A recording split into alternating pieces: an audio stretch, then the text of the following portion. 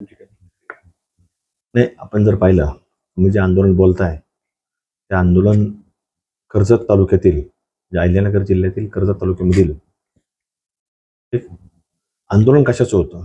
तर ते ह्या महाराष्ट्राचं अर्धदैवत युगपुरुष छत्रपती शिवाजी महाराज यांची तिथं गेल्या काही 4-5 दिवसापूर्वी त्यांच्या प्रतिमेची तिथं विटंबना झालेली होती.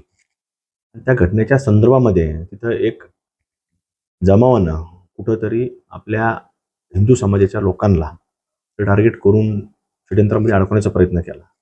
आणि जी व्यक्ती ज्याने त्या घटना घडवून आणली, म्हणजे छत्रपती शिवाजी महाराजांच्या प्रतिमेची विटंबना केली, तर त्याच्यावर कुठलीही कारवाई पोलिसांनी केलेली नव्हती. जे 309 नंबरची FIR ह्या छत्रपती शिवाजी महाराजांचे जे मावळे आहेत त्यांच्यावरती दाखल झाली.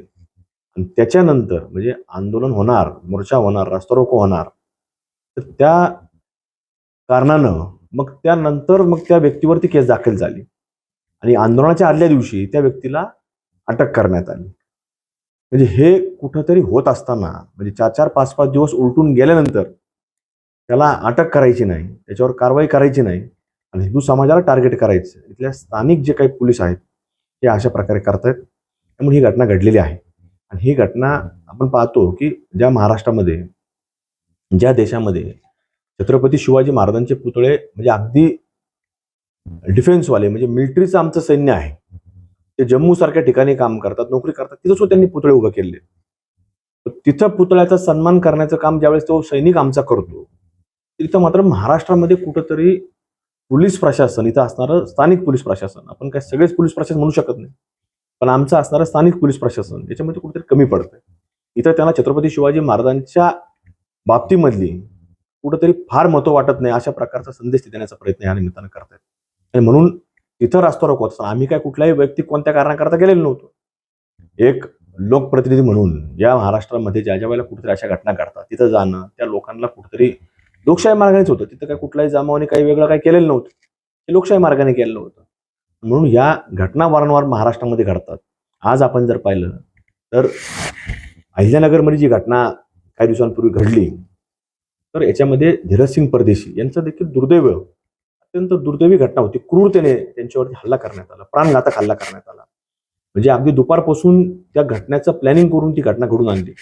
आणि याच्यामध्ये ज्यावेळेस आम्ही पोलिसांच्या विरोधामध्ये तिथं पत्रकार परिषद घेतली, स्थानिक पोलिसांच्या विरोधामध्ये पत्रकार परिषद घेतली, की काय ठराविक अधिकारी याच्यामध्ये अशा पद्धतीनं काम करतात की टार्गेटेडली काम करायचं. आणि ते टार्गेटेडली काम हे आज आपण कालच्या कर्जत मधल्या मोर्चामध्ये दिसून आलं. त्यामुळं आमच्या सहित जे काही 19 लोकांवरती गुन्हे दाखल झाले, तर यामध्ये कुठंतरी हे सगळे म्हणजे धर्माच्या विचारावरती काम करणारे लोक हे कुठंतरी नसलेच पाहिजेत, अशा प्रकारची त्यांची धारणा हे आपल्याला पाहायला मिळते. आणि त्यामुळे आपण जर पाहिलं तर 2026 सुरू झालं म्हणजे जानेवारीमध्ये, तर आजपर्यंत जवळपास 37 हिंदूंची हत्या ह्या मुसलमान लोकांनी केलेलं आपल्याला इथं एक रेकॉर्ड हे आपल्याला पाहायला मिळतं. 37 म्हणजे जानेवारी महिन्यापासून आज ऑगस्ट महिन्यापर्यंत, म्हणजे ह्या घटना 37 घटना अशा घडलेल्या आहेत.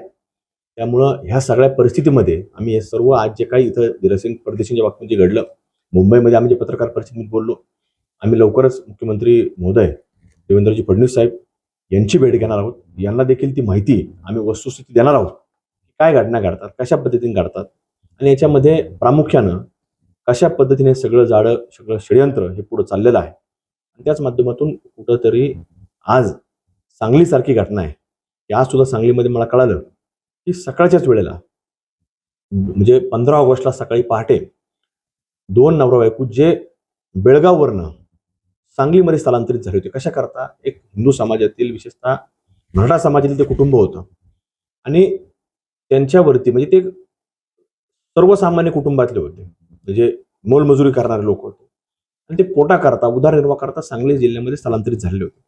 आणि त्यांच्यावर तिथं प्राणघातक हल्ला करण्यात आला. त्याच दिवशी त्या महिलेचा मृत्यू झाला पहाटेला, म्हणजे तिच्या मुलीला झेंडावंदनला जायचं. 15 ऑगस्ट स्वातंत्र्य दिन आहे आणि स्वातंत्र्य दिनाच्या दिवशी त्या मुलीच्या आईवरती प्राणघातक हल्ला झाला, वडिलावर झाला. त्या मुलीचा दुर्दैव, त्या मुलीच्या आईचा त्या दिवशी निधन झालं.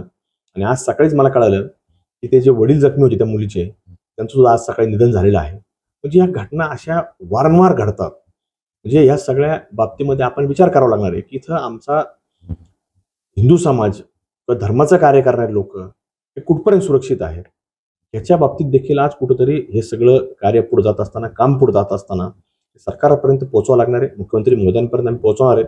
ही सगळी माहिती इथं स्थानिक पोलीस प्रशासन कशा पद्धतीने काम करतं, काय काम करतं, ही देखील आम्ही माहिती तिथपर्यंत पोहोचवणार, कारण त्यांच्यापर्यंत माहिती नसतं. छोट्या मोठ्या घटना घडतात, शेवटी पोलीस त्यांची भूमिका हे ठामपणे मांडत असतं, वारंवार मांडतं आणि शेवटी कागद त्यांच्या हातात असतो. कागद एकदा लिहून रंगवून पाठवला की त्यांच्या हातात असतो.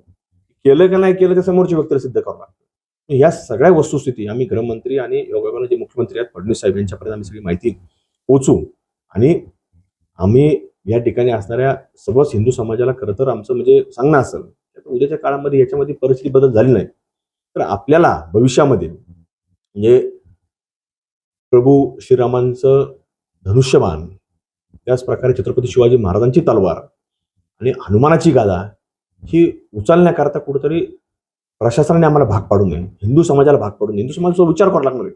या 37 घटना जानेवारी महिन्यापासून ऑगस्ट महिन्यापर्यंत जर महाराष्ट्रामध्ये घडत असतील तर आज हिंदूंच्या बाबतीमध्ये सुरक्षिततेच्या बाबतीमध्ये फार मोठा प्रश्नचिन्ह आज निर्माण होतोय. म्हणजे 37 घटना जर महाराष्ट्रात घडत असतील तर म्हणजे आज फार मोठं हे आव्हान हे हिंदू समाजासमोर आहे.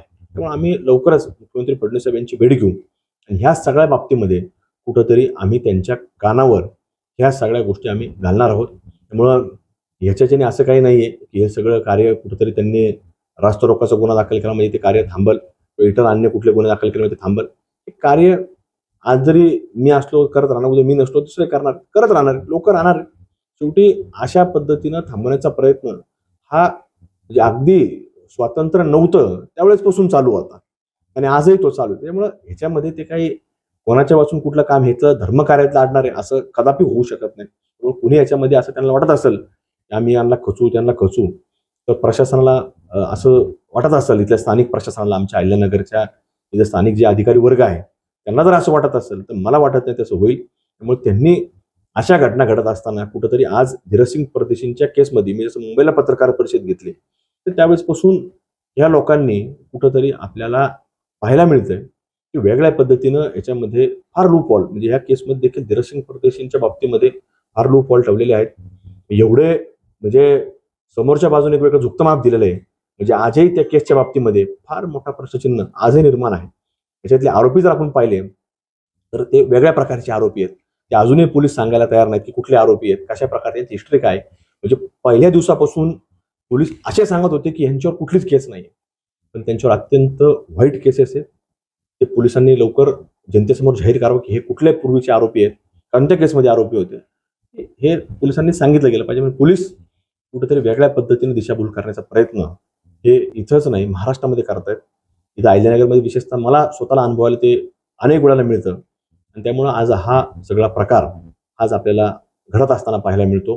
त्यामुळं ह्याच्यामध्ये कुठलंही याच्यामध्ये काम करणारे लोक हे काही अशा केसेसनी पुढे खचून जाईल अशी परिस्थिती नाही.